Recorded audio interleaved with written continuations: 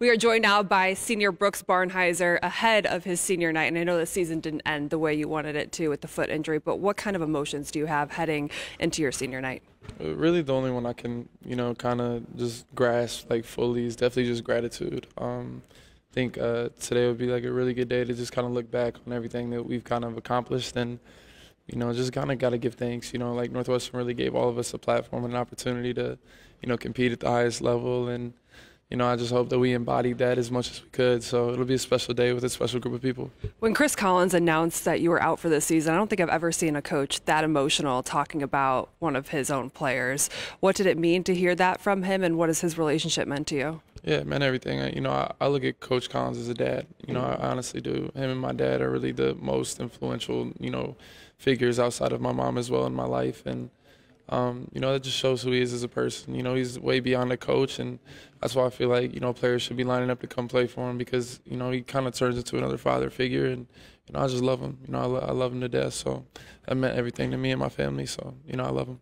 I think it's fair to say you left blood, sweat, and tears out there on the court. What do you hope people say when they remember you and your time at Northwestern? Yeah, I just hope that, they remember, the way I played the game. I love the game of basketball, and, I just try to do right by the game as much as I can. And, I think every time that I stepped on the foot, I gave it, everything I had and then some. So, I think that when people look back, hopefully that they know that, I died for, the people in the stands and, the jersey across my chest. Are you prepared that you're going to get a standing ovation today when you take that court? Whatever happens is going to be awesome, but I don't think you can ever really be fully prepared. There's definitely going to be emotions and things of that nature, but, it's going to be a beautiful moment, I believe. You wrote a thank you to Northwestern saying, "Dear Northwestern," and talked about you didn't know what that fully meant until you had to write it yourself. How would you put into words what that means?